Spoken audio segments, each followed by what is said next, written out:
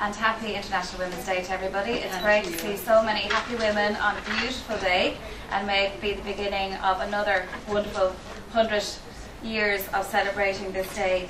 As Claire said, my name is Elva O'Callaghan. I'm the National Coordinator with the National Collective of Community-Based Women's Networks, and we were absolutely delighted to be asked by the National Women's Council to partner with them to develop a charter for women's equality.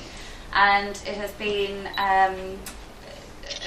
again, symbolic of a very positive working collaboration between the two organisations, which really can harness on the different ways of working and the different membership structures of our organisations to have a really wide reach across women in all levels of Irish society.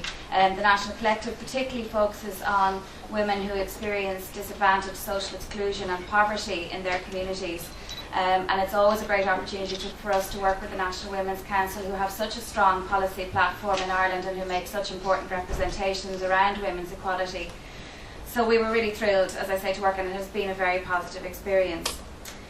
The reason for developing the Charter at this time was that we know that in spite of strategies in Europe, across the world and in Ireland to address women's equality, that there are very prevailing inequalities between men and women today. And some examples of that are cited in the Charter, such as the fact that we know that the risk of poverty for women is 14%.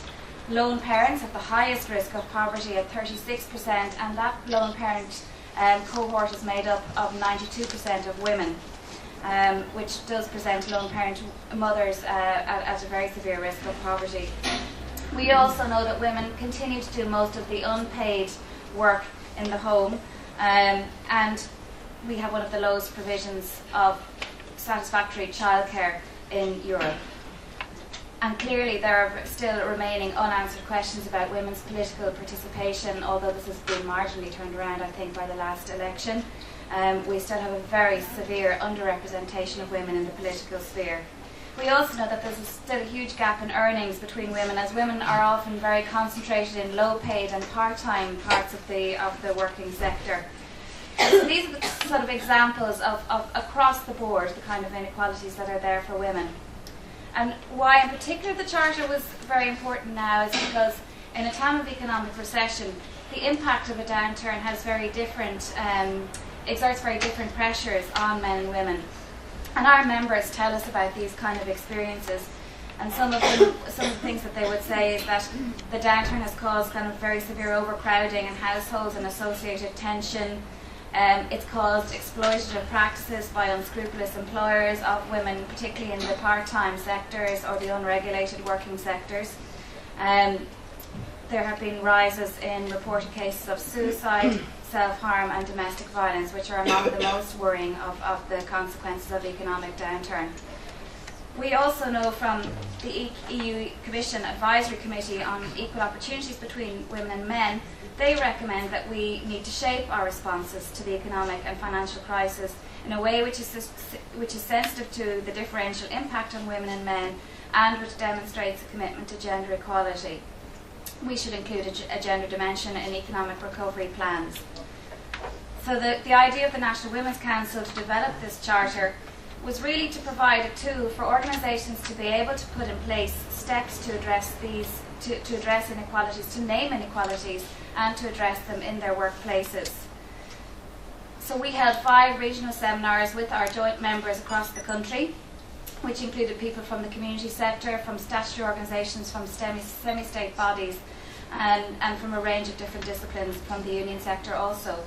And this really allowed us to engage in a really thought out and serious conversation about how do we actually support organisations to make changes at that level which will result in positive impacts on women. And these seminars were very useful because they were with the people who attended were women and men who are involved in that kind of work within their organisations, or who want to be involved in that kind of work. And that is the most important thing, is the commitment in the first instance.